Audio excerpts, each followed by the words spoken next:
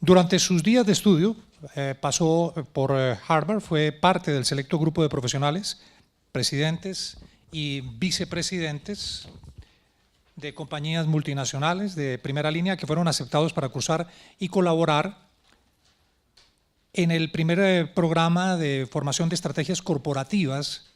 Junto a los asistentes fundó el Harvard Business School Corporate Level Strategy Group en Boston en noviembre del año 2010.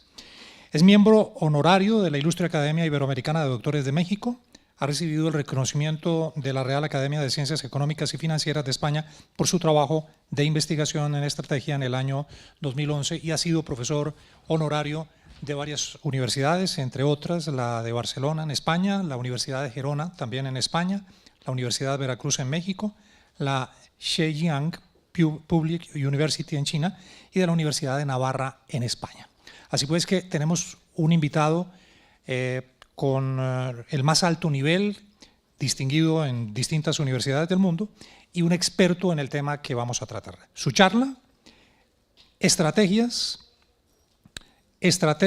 habilidades estratégicas para los directivos del siglo XXI. Sin más preámbulos, le damos la bienvenida al doctor Garrido, a quien le cedemos los micrófonos de este Unisabana Ágora y lo dejamos en compañía de nuestro invitado de hoy. Les comentaba que el tema del que vamos a tratar hoy está centrado en la segunda edición de un libro que se titula Estrategas. Y vamos a obsequiar un par de copias del libro, luego en la ronda de preguntas, a las personas que hagan las mejores dos preguntas de entre todo el auditorio. Quiero iniciar, antes que todo, agradeciendo a quienes hacen posible que pueda estar hoy día conversando con ustedes. En primer término, para hablar de estrategas, tengo que agradecer a mi editorial, que es una editorial británica que se llama Wilson & Cox, por permitirnos también traer libros de obsequio a los estudiantes y también haber participado con libros para la maestría y tal. A la Real Academia Europea de Doctores, que es mi casa académica en Europa. Agradecer a el grupo de estrategias de nivel corporativo y la Escuela de Negocios en la que colaboro, que es Executive Business School. Y, por supuesto, que particularmente y principalmente a la Universidad de La Sabana por permitirme estar con ustedes en esta jornada. Vamos a hablar entonces de un tema que seguramente va a ser muy recurrente durante sus días de estudio y también en sus días profesionales. Un tema que, en mi opinión, ha sido víctima de su propio éxito. La palabra estrategia. La palabra estrategia se utiliza en distintas dimensiones y muchas veces las organizaciones tienen incluso la impresión que aquellas cosas que son importantes siempre son estratégicas. Y nos empezamos a llenar de sinónimos de estrategia y de actividades que en teoría serían estratégicas y sin embargo finalmente vamos dejando esta palabra vacía de contenido y vacía conceptualmente porque la vamos aplicando en dimensiones en las que no tiene aplicación. Cuestión que vamos a comentar en esta reunión y también durante estos días. Ahora, mi primera pregunta respecto a la palabra estrategias vino vinculada a algo que me parecía muy natural, y era el tema de la formación. Porque pensé, si tenemos buenas estrategias, a través de la historia relatada de la estrategia, quiere decir que también tenemos de fondo, relacionado con ello, buenas estrategas y buenos estrategas, ¿no? Si hemos tenido buenos desempeños estratégicos en la historia relatada, quiere decir que detrás de eso hay una persona con cara y ojos que ha hecho una buena labor en esta dimensión. Por tanto, comencé a estudiar el tema de la formación de los estrategas y en el capítulo 1 del libro viene relatada en esta primera dimensión, que es tratar de entender, buscando entender por qué veníamos hablando hace 2400 años del tema de la estrategia, ¿no? Tenía que tener algún sentido, pensé, que tuviéramos una historia relatada de 2400 años para un tema que no es de los temas más significativos para la humanidad. ¿Por qué 2400 años de relato, de trabajo, de textos en tan distintos lugares del planeta, en tantos momentos distintos históricos y en distintas culturas? Agregado a esto, entonces también comencé a explorar el tema de si tendría eso alguna relación al ser un tema que se desarrolló tanto en Oriente como en Occidente temprano, si tendría alguna relación con algún antecedente antropológico, dado que Hay algunos trabajos del investigador Yuval Noah Harari, que es de la Universidad Hebrea de Jerusalén, que nos dice que hace 7,5 millones de años ocurrió para la humanidad y particularmente para la especie Sapiens algo que resulta muy interesante para el estudio de la gente que nos interesa la formación estratégica. Y eso fue que se descubrió que hace 7,5 millones de años tuvimos en nuestros antepasados lo que el Time denominó el principal o el Big Daddy, como lo definían ellos, descubrimiento en África, que mostraba cómo los primeros sapiens habían desarrollado unas ciertas habilidades que habían producido un tipo de evolución que nos llevó a ser lo que somos hoy como sociedad.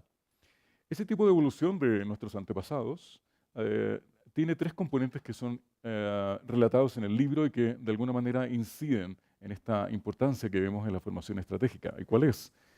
En primer término, estos primeros sapiens comenzaron a utilizar herramientas o ramas o instrumentos que en el asentamiento en que estaban luego se lo llevaban con ellos hacia otros lugares, desarrollando un comportamiento que era distinto a los que los antecedieron. Con ese comportamiento de llevarse algunas herramientas de un lugar a otro, demostraron que estaban seguramente pensando que les iban a servir en el futuro. Estaban desarrollando una capacidad que para nosotros es muy importante, que es lo que se llama la capacidad de anticipación. Esta capacidad de anticipación del Sapiens, y que es significativa para los estudios de estrategia, porque la estrategia se escribe en clave de futuro, comenzó a desarrollarse entonces en nuestro neocórtex, probablemente, dicen los investigadores, en ese momento. Además de eso, sumemos que Ray Kurzweil, que es uno de los investigadores más interesantes en temas de futurología y temas de tecnología, Kurzweil además es vicepresidente de desarrollo de Google y autor de un texto que siempre recomiendo, que se llama How to Create a Mind, cómo crear una mente. Kurzweil dice que la naturaleza de la inteligencia humana es el anticiparse al futuro. Kurzweil nos comenta en ese trabajo que la única razón para que se haya desarrollado el neocórtex y nuestra inteligencia es básicamente nuestra búsqueda de anticipación, que sin esa búsqueda de anticipación no tendría sentido nuestra evolución. Y esto entonces explica por qué podríamos estarnos siempre intentando anticipar las cosas y por qué de ahí vienen las bases o las raíces antropológicas de la formación de las estrategas y los estrategas. Un segundo elemento se vincula con el tema de la cooperación. Trabajar en grupo fue fundamental para el desarrollo de la especie Sapiens. Y cooperar es parte de la lógica que cuando estudiamos hoy día las organizaciones y las empresas nos parece completamente connatural. Es imposible desarrollarnos en sociedad sin un estado de cooperación. Y finalmente, un tercer elemento fue el elemento de visionar. Estos primeros entonces sapiens también de alguna manera desarrollaron esta capacidad de visionar estos posibles futuros y de crear en su mente estas algunas posibilidades de futuro, imaginando seguramente qué podría venir a ocurrir más adelante. Y eso se relaciona también no solamente con la capacidad de cooperación, sino con la capacidad de anticipación que comentamos previamente. En ese orden de cosas, entonces, nuestros primeros sapiens, entonces, imaginan y desarrollan las competencias que comentamos anteriormente, que para nosotros son lo que llamamos expresiones primarias de supervivencia, que son las expresiones de anticipación, cooperación e imaginación. Estos tres elementos no solamente marcaron a nuestros antepasados en su evolución y desarrollo, sino que hoy día son elementos muy significativos también para nuestra mejora y nuestro desempeño profesional en el mundo contemporáneo. Anticipación, cooperación e imaginación. Esto nos llevó a preguntarnos, ¿somos naturalmente estrategas? Si tenemos estas condiciones connaturales en nuestra historia sapiens, en nuestra historia humana, ¿no será que a lo mejor tenemos ciertas habilidades que sí son connaturales y que solo debiéramos destrabar en el tiempo? Y en cierta forma sí, nuestra conclusión es que de estos tres elementos, hoy día el más evolucionado a partir de esta historia original de estos tres elementos, es el elemento de la anticipación y es fundamental para aquellas personas, mujeres u hombres, que quieren desarrollar su vida tomando decisiones de nivel estratégico, que son decisiones en el fondo que cambian o podrían cambiar considerablemente las posibilidades futuras de una organización o una sociedad. En el capítulo 2 vamos a hablar ahora ya de las distintas corrientes, de las distintas culturas, de las distintas etapas de desarrollo de la estrategia. Vamos a ver en el libro el tema de la historia de la estrategia china, que parte hace 2400 años, con los muy conocidos trabajos de Sun Tzu, o el maestro Sun, que ustedes pueden encontrar en distintas versiones y en internet, con un libro de él que se tradujo gracias a un sacerdote jesuita que se llamaba Jean-Marie Amiot, sacerdote jesuita y francés, y que se tradujo con el nombre de El arte de la guerra. Con este texto milenario, tiene 2400 y algo años de historia, se marca el inicio de la historia relatada de la estrategia en China. Pero además en India, en esos mismos años, se publicaba el Arthashastra de un estratega indio conocido como Chanaka Kautilya, que es menos leído, menos trabajado en el mundo occidental, pero igualmente significativo, igualmente importante. Luego pasamos a Japón, con Miyamoto Musashi, pasamos, ¿no es cierto?, a la Grecia temprana y los estrategos o estrategas griegos. La palabra strategos significa general de ejército, y uno de los estrategos famosos e intelectualmente muy relevante que tenemos en la historia relatada de la estrategia fue Sócrates, de quien tenemos, por supuesto, más información respecto de sus grandes aportes filosóficos, pero quizás menos relatos respecto de su función como estratego y sus desempeños en el campo de batalla, que también lo hizo. Así entonces ocurre una transición, porque el mundo de la estrategia nace en el mundo de la guerra, en el mundo militar, y es por eso que en las academias de guerra de los ejércitos de muchos países hay una muy buena base historiográfica respecto de la estrategia, y son bibliotecas que aportan muchísimo al conocimiento, pero respecto de la estrategia en el mundo militar. La transición de la estrategia hacia el mundo de los negocios ocurre a principios del siglo XX, porque desde el siglo IV de antes de Cristo hasta nuestra época podríamos decir que ocurre lo que llamaríamos el modelo clásico, el modelo de los estrategas del campo de batalla, del mundo de la guerra. Pero el mundo de los estrategas aplicados al management, a la gestión, a la empresa, a las organizaciones y sus derivaciones, sea hacia el mundo de la estrategia general de la compañía, la estrategia de comunicaciones, la estrategia de marketing, finanzas o distintas aplicaciones, comienza aquí, en el siglo XX y particularmente por una parte en Europa, pero principalmente en el mundo muy bien aplicado de las escuelas de negocios americanas, donde el profesor Joseph Schumpeter, que lo ven ahí en un color gris en la imagen, es uno de los primeros que tanto desarrolla el concepto de innovación estratégica como traslada, en mi opinión, apropiadamente el tema de la estrategia al mundo de la empresa. Ese es el modelo empresarial de la estrategia, que es el más conocido, el más usado por nosotros hoy día. Y hoy día, o hacia el siglo XXI y hacia adelante, ¿qué tenemos? Tenemos un modelo que trabajamos con mi equipo, de hecho, de trabajo, y es básicamente el tema de lo que llamamos el modelo convergente.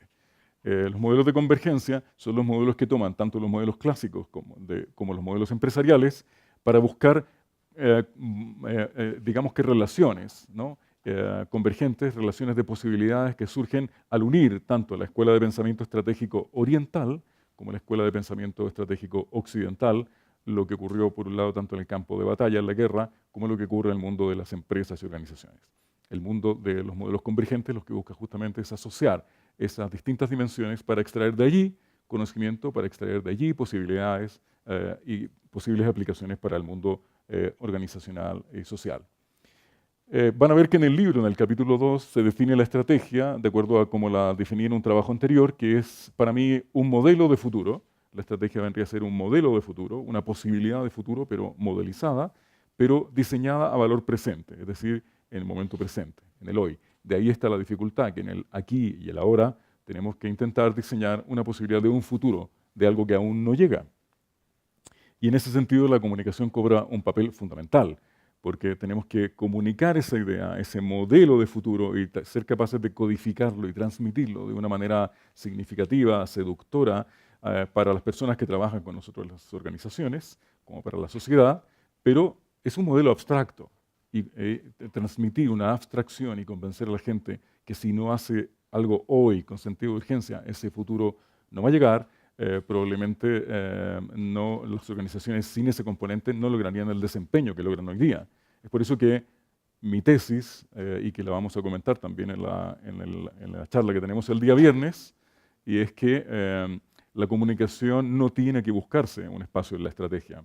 La comunicación ha tenido de toda la vida un espacio bien ganado porque es parte del ADN del diseño estratégico. Lo que no se comunica no existe. Los estrategas y las estrategas entonces deben enfocarse primero en sí mismas y en sí mismos y en sus competencias no replicables y metacognitivas. ¿Qué significa esta frase? Significa que antes de buscar desarrollar o diseñar o formular estrategias para distintas organizaciones y en distintos ámbitos, las estrategas o las personas que deseen desarrollar habilidades y componentes estratégicos tienen que enfocarse en sí mismas y en sí mismos y aprender, primero conocer y luego aprender a desarrollar esas competencias y esas habilidades, ¿no? Porque, claro, las habilidades no se desarrollan en el vacío, se desarrollan en la medida que hay conocimiento. Entonces, primero aprender de estrategia y luego aprender a cómo desempeñarnos para mejorar nuestras competencias y nuestras habilidades. En el capítulo 3 vamos a ver que vamos a hablar ya directamente de cómo formar o cómo formamos a las estrategas y a los estrategas. Tomamos para eso entonces un modelo de lo que llamamos el perfil, que es lo que las empresas y las compañías de selección y reclutamiento hacen para reclutar y contratar personas en el mundo de las empresas y las organizaciones. Ese perfil lo basamos en el perfil que se enseña en las escuelas de administración de lo que es el perfil de un manager, o como lo define mi amigo Henry Mintzberg en un libro que tenemos publicado en conjunto que se llama Strategic Thinking o Pensamiento Estratégico. Estas funciones de los managers se definen en enseñarles a estas personas que tienen que ser buenos planners, buenos planificadores, tienen que ser personas que desarrollen capacidades de organización, tienen que saber trabajar con personas, ¿no? En la dimensión de los colaboradores. Los managers además tienen que saber dirigir y tienen que saber controlar.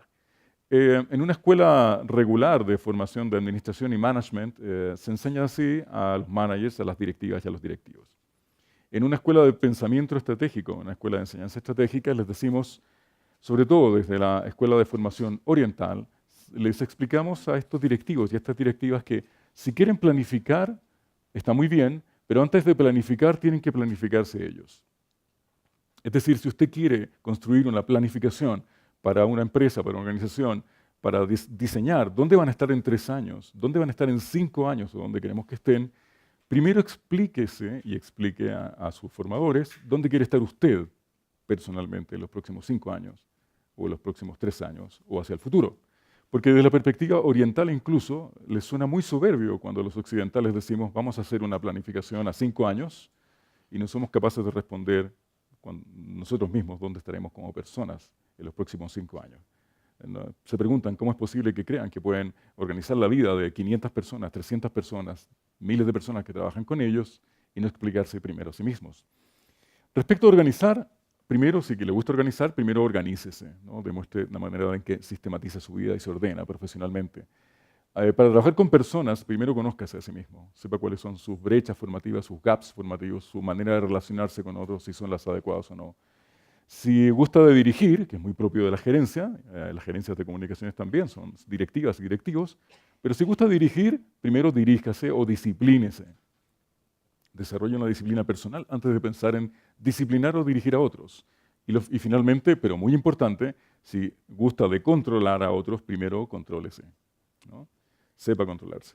Porque no existe peor ejemplo de un planner o de un manager o una directiva que busca controlar a otros sin saber controlar sus mínimas expresiones y sus formas de hacer. Estas entonces son las habilidades generales que exploramos en el capítulo 3, pero en el capítulo 4 ya pasamos a hablar de algunos elementos como cuál es el objeto de estudio o el material de trabajo de la estrategia. Para nosotros, la estrategia tiene un material de trabajo que es muy cotidiano y que todos conocemos y con el que nos relacionamos día a día. Las estrategas y los estrategas trabajan con un elemento que Albert Einstein definía como algo muy porfiado, que se llama la realidad. Einstein decía que la realidad no era más que una ilusión, pero, agregaba, una ilusión muy persistente, ¿vale? Y entonces, ¿qué hacen las estrategas y los estrategas en su desempeño? Tienen que trabajar con las condiciones de la realidad, condiciones que se vinculan con aquello que llamamos el actor o la organización en términos estratégicos, a quien vamos a servir, de quien tenemos el mandato de construir o una idea de futuro, o bien comunicar esa idea de futuro de manera apropiada.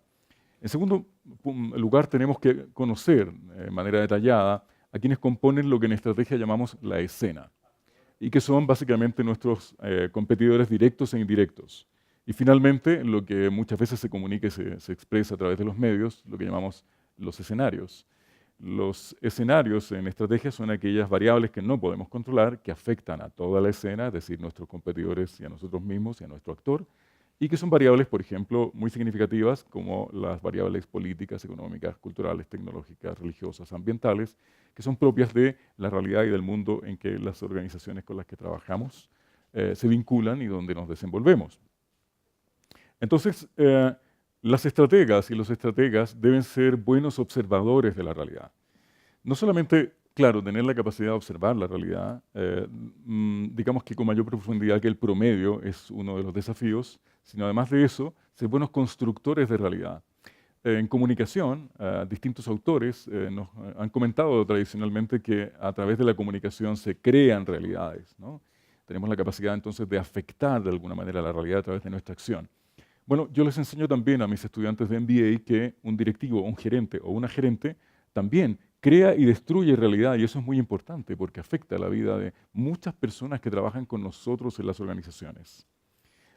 Por tanto, cuando asumimos la responsabilidad de ser directivas o directivos, asumimos una importante carga que significa la gran responsabilidad de construir un futuro para muchas personas que trabajan con nosotros y sus familias. Entonces, a mayor conocimiento también mayor responsabilidad, es parte de las reglas del juego. Y si a usted le gusta entonces la posibilidad de explorar una gerencia de comunicaciones o una gerencia de una compañía, también debe saber que es parte del contrato, es que tiene que ser una tomadora de decisiones o un tomador de decisiones. No se llega a dirigir sin tomar decisiones. Es parte del contrato, es parte de las reglas del juego. Yo sé que ustedes y yo sabemos que hay gente que sí llega a dirigir y que no gusta de tomar decisiones, sino más bien de generar un fenómeno que se llama difusión de la responsabilidad. Pero una buena gerente o un buen gerente de la disciplina que sea, tiene que ser alguien que entiende que tiene que tomar decisiones porque es parte de su responsabilidad y la responsabilidad de cambio de futuro de las organizaciones y de la realidad social de las distintas organizaciones y de las sociedades que permiten que nuestras empresas evolucionen en el tiempo y que sigan existiendo. Ahora, ¿cómo nos relacionamos entonces con la realidad, los distintos profesionales? Dijimos que las estrategas y los estrategas eran observadores y constructores de realidad. En tal medida, entonces, son lo que se definiría como observadores especializados de la realidad. Porque hay una parte de realidad que particularmente nos interesa. Porque entendiendo que la realidad está hecha en realidad para que la tomemos seriamente, pero no literalmente. La realidad, claro, es algo muy serio, pero no literal, porque sí lo podemos afectar, sí lo podemos alterar, sí podemos cambiar el rumbo de las cosas y ojalá Dios mediante sea para bien, para mejor, ¿no? Esa es nuestra tarea. Lo que es señal para una persona puede ser ruido para otra, lo que significa que una observadora de la realidad o un observador puede ver algo completamente distinto en las mismas condiciones de lo que ve otra persona, otro profesional u otro observador. Y eso es parte entonces de las habilidades que hay que ir desarrollando en la industria, en el negocio, en la organización o en el sector en el que estemos trabajando. Cada uno de ustedes tiene que ser capaz de demostrar profesionalmente que en el sector donde están son capaces de ver más que lo que ve su competencia, o más y mejor incluso que lo que ve su competencia. Frente entonces al mismo estímulo, una persona puede ver una cosa muy distinta que otra y ojalá que sean cosas que generen valor y riqueza en las organizaciones. Eso se produce porque en la teoría matemática de la información de Shannon y Weaver del año 1923, nos decían que si ingresábamos ruido como entrada en un sistema lineal, ¿no?, matemático, la única salida era más ruido. Pero ocurre que si ingresamos ruido en un sistema no lineal como es nuestro cerebro, puede obtenerse una sinfonía, una pintura o un poema. Y esa es la capacidad mágica que tenemos los seres humanos de, frente a la realidad, interactuar con ella y construir cosas mágicas, crear cosas mágicas con nuestra mente y con nuestra observación del mundo. Ahora, ¿cómo se relacionan las estrategas y los estrategas con la realidad? Bueno, se relacionan buscando anticipar una parte de la realidad. Esa es parte de la función central, anticipación, anticiparse. Anticiparse a hechos que pueden afectar a nuestras organizaciones o anticiparse a conductas de los stakeholders o de nuestros incluso clientes que pueden afectar a nuestra organización en el tiempo. ¿Qué parte de la realidad es la que nos interesa particularmente? Bueno, a las estrategas y los estrategas lo que les interesa de la realidad en particular es una parte que denominamos el futuro. Porque básicamente en el futuro es donde se construye el modelo estratégico, es un modelo en tiempo futuro. En el capítulo 5 del trabajo vamos a hablar de que el futuro en realidad es un fenómeno que experimentamos pero siempre desde el momento presente. El pasado ya no existe, ya se fue, el futuro está por construirse, por tanto en verdad lo que realmente existe es el aquí y el ahora. Y cuando construimos estos modelos de futuro o estas posibilidades de futuro, lo que estamos haciendo es construirla desde el aquí y el ahora, desde el momento presente, tanto profesional nuestro como de la organización con la que estamos trabajando. El asunto es que el lenguaje que usamos para expresar el futuro es un lenguaje del pasado, es el lenguaje que ya conocemos, es algo que está construido, a no ser que estemos buscando desde la comunicación crear nuevos códigos o recodificar ideas para generar nuevos estímulos o nuevas posibilidades con nuestros stakeholders o con la sociedad en general, lo cual también es posible y además muy interesante, muy desafiante. La mayor parte de la gente que trabaja en las organizaciones, en las empresas con las que trabajamos, funciona con la lógica de ver para creer. Es decir, cuando les decimos, por ejemplo, que vamos a ser líderes en un sector o que vamos a crear un producto o un servicio que va a revolucionar la industria o que va a innovar en una industria, la mayor parte de la gente con la que trabajamos en las empresas tenemos que tener claro que viven con esta lógica. Ellos piensan, cuando lo vea, lo voy a creer, ¿no? Funcionan con la lógica de ver para creer.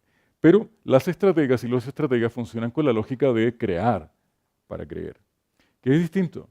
Requiere dar un salto al vacío, requiere enfrentar la incertidumbre, requiere tener coraje para hacer cosas incluso antes de que te crean que puede ser cierto. Porque normalmente cuando las cosas funcionan y son ciertas, la mayor parte de la gente te va a decir que te creían. Porque todos son generales después de la batalla, ¿no? Y entonces la lógica para trabajar en el mundo de la toma de decisiones estratégicas y el diseño estratégico de comunicaciones es comprender que creamos primero para que más tarde otros puedan creer que eso era posible. ¿Cómo convencer entonces a las personas con las que trabajamos en las empresas, en las organizaciones, sobre algo que aún no ha ocurrido, algo que aún no ha llegado, algo que queremos que sea en el futuro? Bueno, lo hacemos a través de algo que en la estrategia de toda la vida se llamó la arenga, ¿no? Que es un concepto, por supuesto, que antiguo y que funcionaba para una época y un momento histórico que hoy día ya no tiene sentido en el mundo de la comunicación de la empresa. Pero es su origen. En el mundo del campo de batalla, el general de ejército o estratega juntaba a su anillo de confianza, a su arringuis, ¿no? Que de ahí viene la palabra arenga, anillo, arringuis, para comunicarles lo que iban a hacer y lo que pretendía hacer en el campo de batalla. Era la etapa germinal de lo que hoy día conocemos como la comunicación, o comunicar lo que vamos a hacer, comunicar la estrategia a nuestros equipos y también hacer comunicación estratégica para la gestión de la organización en general. En esta materia, en el tema de la estrategia, a veces nos preguntan algunos estudiantes si existe la posibilidad de que las personas puedan existir al margen de la comunicación, ¿no? Nosotros sabemos que no, que los seres humanos somos seres abiertos, sistemas abiertos, no podemos existir al margen de la comunicación. Y por tanto, y por extensión entonces, las empresas tampoco pueden existir al margen de las personas y por tanto no pueden existir al margen de la comunicación.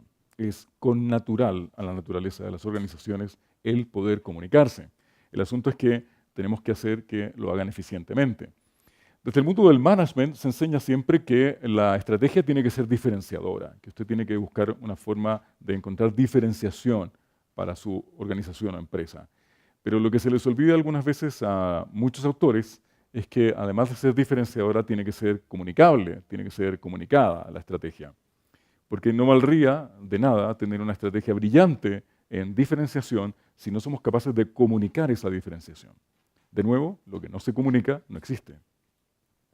Finalmente, en el capítulo 6, vamos a hablar y cerrar el libro con algunas ideas de algunos maestros de la estrategia de todos los tiempos, algunas ideas seleccionadas por el autor, como esta, que es una idea del maestro Sun Tzu de hace 2500 años, donde él nos recomendaba que la información de los procedimientos utilizados en la estrategia no debían ser divulgados previamente.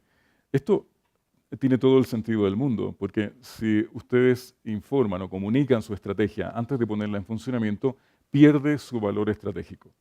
El valor estratégico de una comunicación, por ejemplo, o de una decisión, se consume directamente proporcional a su ejercicio. En un ejemplo, si estamos frente a un tablero de ajedrez, jugando una partida de ajedrez, que se dice un juego estratégico, y le comunicamos antes a nuestro oponente cómo vamos a mover las piezas, ya pierde valor estratégico a nuestra decisión, si la otra persona sabe cómo nos vamos a mover.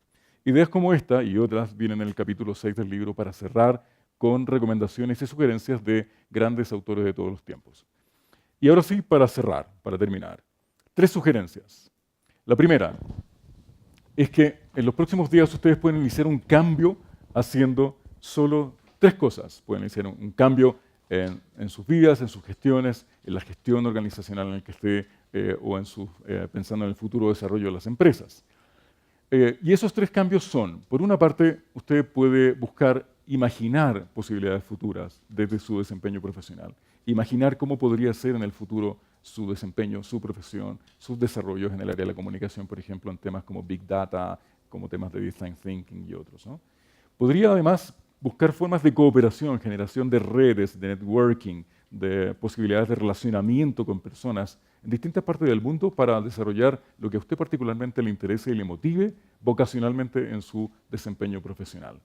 Y finalmente, puede buscar anticipar o generar ejercicios de anticipación de cómo se ve usted en el futuro, a 3 años más, a 5 años más. ¿Le gustaría estar estudiando lo mismo? ¿Le gustaría estar adicionar algún otro tipo de estudio? ¿Le gustaría estar viviendo en otro país?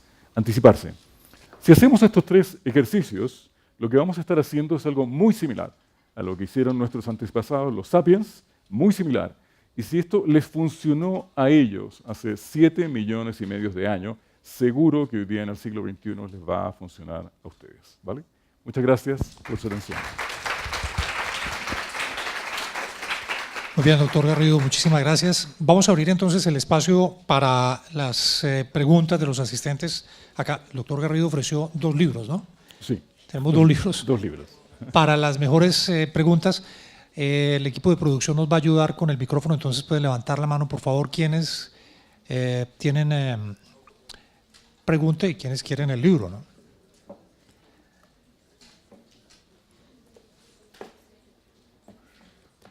Aquí al fondo tenemos una pregunta, por favor, en la última fila, para que nos ayuden con el micrófono.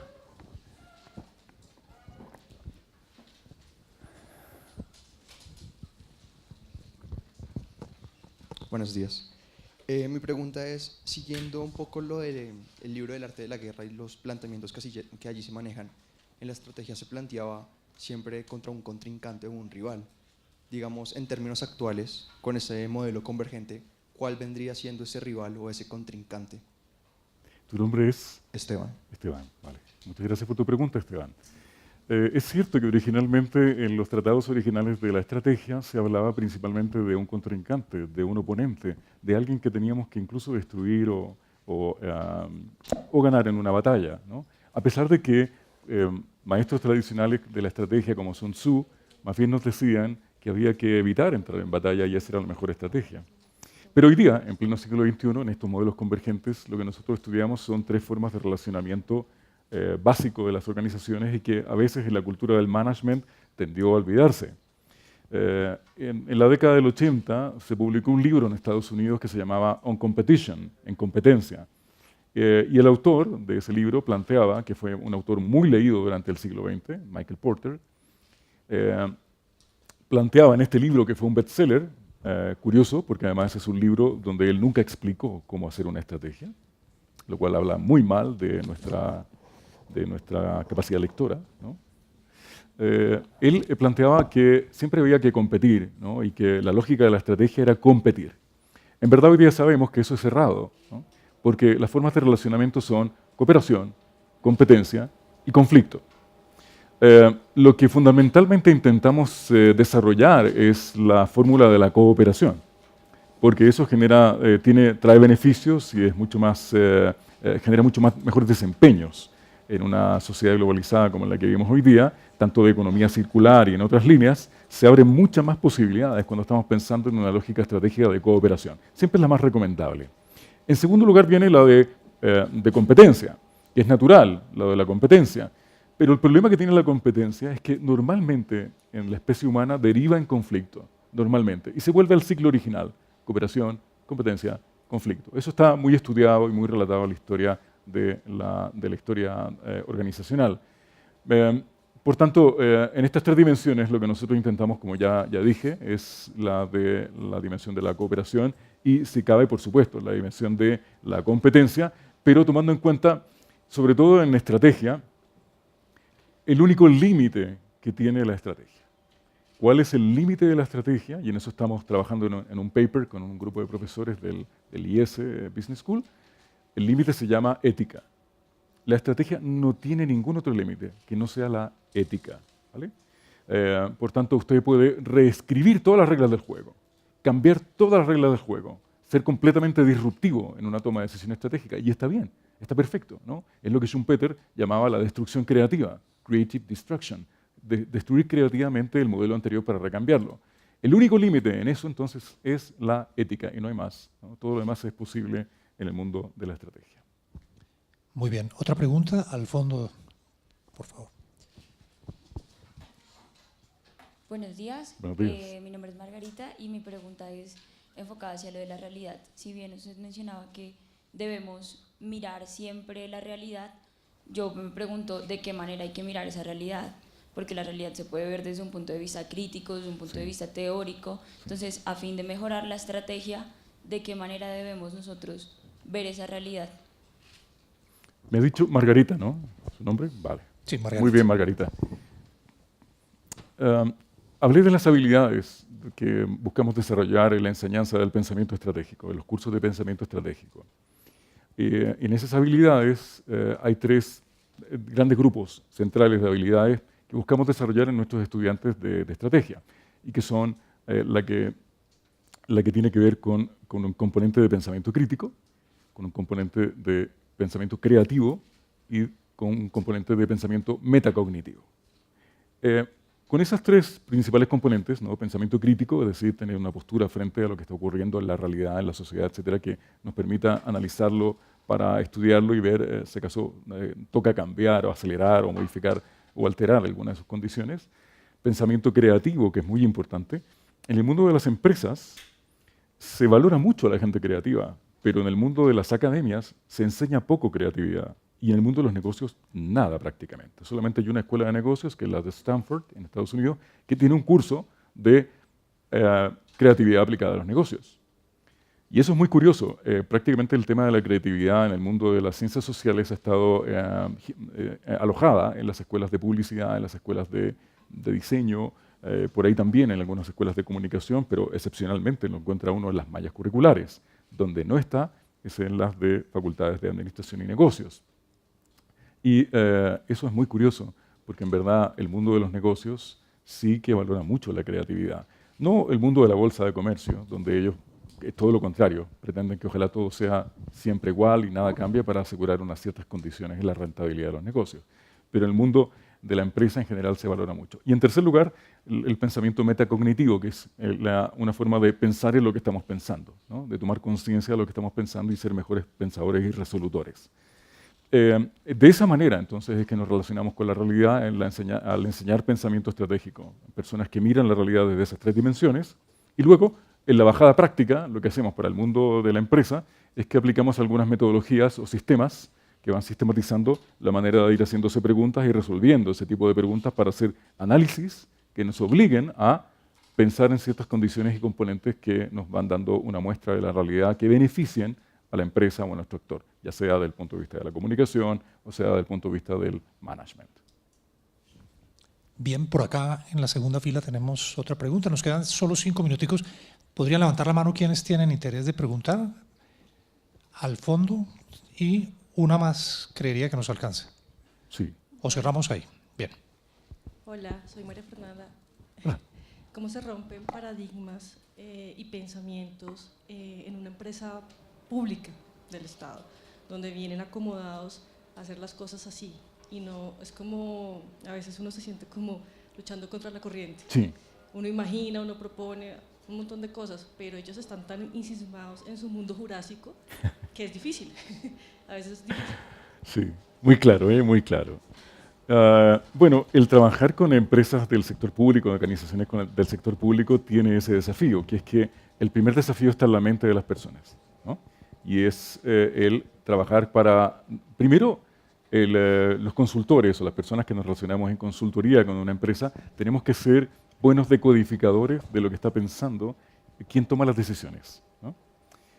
Y hay que abordar ese mundo de la habilidad de decodificar sobre quién toma las decisiones, porque finalmente en las organizaciones existe solo aquello que las directivas y los directivos quieran que exista, ¿no? A mis alumnos de MBA siempre les recuerdo que lo que no está en la cabeza de los gerentes no existe. Por tanto, tenemos que primero desarrollar esa habilidad y en el mundo público saber quiénes toman las decisiones, en las redes, digamos que en lo formal y en las redes informales también, que en las organizaciones convergen. No siempre quien tiene el cargo tiene el poder, y eso lo sabemos bien en comunicación. Por tanto, hay que explorar esas dos dimensiones, hacer el match, entender quién y cómo se toman las decisiones, y luego de eso abordar, en la experiencia nuestra práctica en consultoría, es abordar algunos talleres o workshops, que son talleres pensados para incomodar, ¿no? Para sacar a la gente de su zona de confort. Porque claro, es muy confortable, es muy cómodo, en el sector público sobre todo suele ocurrir, me ha tocado trabajar con empresas públicas en Europa, en otros lugares. Aquí tuvimos la consultoría por una empresa que está saliendo de esa lógica, que es una empresa que se llama Positiva Seguros en Colombia. ¿Sí? Ellos están reconvirtiéndose poco a poco a una empresa más privada que pública, vienen del mundo público. No es el único caso, también nos ha tocado ver esto en España, por ejemplo, con Akbar, Aguas de Barcelona, también venía del mundo puramente público y ellos pensaban que no tenían competencia, que porque producen agua nadie les puede competir. ¿Quién va a competir con alguien que produce agua? Y siempre el principio del fin, como lo comentábamos esta mañana, es cuando alguien te dice, no tenemos competencia. Ese es el comienzo del fin, porque la soberbia humana siempre tiene un germen y siempre termina mal. Cuando una empresa te dice eso, es que van mal, ¿vale? Y generar talleres de laboratorio, por ejemplo, cortos y eficientes para invitar a los directivos y directivas que toman decisiones y plantearles problemas futuros, pero a tiempo real, en nuestra experiencia ayuda a que la gente se haga estas preguntas y viva estas situaciones y los fuerza a tomar decisiones de, por ejemplo, crisis antes de que sean crisis. Lo mejor que te puede pasar es resolver una crisis antes de que exista. Entonces, si no existe, invéntatela. Pero ¿cómo voy a inventar una crisis? Claro, invéntala en un laboratorio. Invitas a toda la gente, armas un workshop, un taller de relacionamiento y de análisis de una situación futura, por tanto le podemos llamar creada, inventada, obvio, futura, pero que la vamos a buscar resolver ahora para hacer que la gente realmente busque desarrollar, incomodarse con este tipo de situaciones. Siempre se escoge en este tipo de ejercicios a alguien que le llamamos el driver, que es una persona que tiene por función incomodar, hacer preguntas difíciles y incomodar, ¿vale? Y eso ayuda. Una anotación al margen. Positiva acaba de salir como la primera empresa más apetecida del país para trabajar en ella. Un top que sale, una investigación que hace la revista Dinero aquí en Colombia. Muy bien, muchas gracias. La última pregunta, por favor, y cerramos nuestro Unisabana Ágora de hoy. Creo que era allá al fondo. Sí, por favor.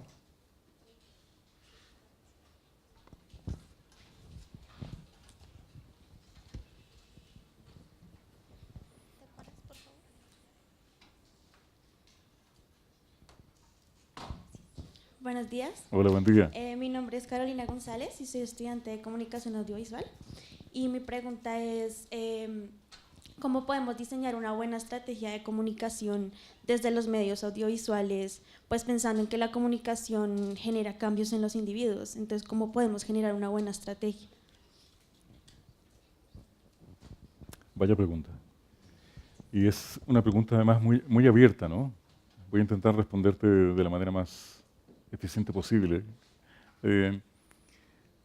Lo que yo sugeriría sería pensar que para diseñar una buena estrategia independiente de la disciplina en que uno esté, independiente de la disciplina, sea audiovisual, sea corporativa, sea management, finanzas, la que sea, lo primero siempre es tener claro el objetivo. El objetivo. ¿Por qué? Porque la estrategia responde al objetivo. Una buena estrategia se mide en función de cuánto logra responder y facilitar y ser eficiente, es decir, con la menor cantidad de tiempo y energía posible para resolver la necesidad de ese objetivo. Hay un muy buen libro que te puedo recomendar sobre esto de un autor americano que se llama Richard Rummelt, que se llama Buena estrategia, mala estrategia. Good strategy, bad strategy. Que creo que en la biblioteca está. Él explica ahí en detalle esto que estamos comentando ahora, pero sobre todo entonces, para hacer una buena estrategia, buscar responder claramente a ese objetivo. No hay nada peor que diseñar algo que no responda a la pregunta esencial. Cuando cambia el objetivo, cambia la estrategia. Por tanto, lo que guía la estrategia es eso. Y el objetivo en sí, en el mundo de la comunicación, lo saben bastante bien ustedes, se diseña en función de las necesidades y de las posibilidades de los stakeholders, de los auditorios, de los grupos interesados, de los públicos en general. Entonces, en la medida que respondemos bien a esas necesidades y las conocemos bien, y diseñamos un buen objetivo para responder a esas necesidades y una estrategia para resolver luego ese objetivo, las cosas tienden a funcionar. ¿Vale? Muchas gracias. Muy bien, doctor Garrido, muchísimas gracias. Tenemos que cumplir con nos faltan los dos libros, sí. con obsequiar los libros, porque si no, oferta de los dos libros. no estaríamos cumpliendo con lo que hemos prometido. ¿Cuáles fueron entonces las dos? A mí me gustó mucho la preguntas? opinión de este señor que está sentado ahí atrás. ¿Esteban? ¿Tu nombre era Esteban? Esteban. Fantástico. Y de la señorita que está ahí en el extremo. Y Margarita. Margarita, ¿no? Así Sí. es que ustedes se llevan el... Bueno, muy bien, felicitaciones. Muchas gracias. Muchas gracias a ustedes. Muchas gracias, doctor Garrido, por su tiempo. Han sido Gracias a unos ustedes. minutos muy interesantes y en los que hemos Gracias. aprendido muchísimo. Muchas gracias. Para el próximo 29 de agosto, será el siguiente capítulo de este semestre del Unisabana Ágora. El Departamento de Periodismo será el encargado de la realización de este Ágora. No lo olviden, 29 de agosto, nuestro próximo Unisabana Ágora. Es todo por hoy. Muchas gracias. Una feliz mañana.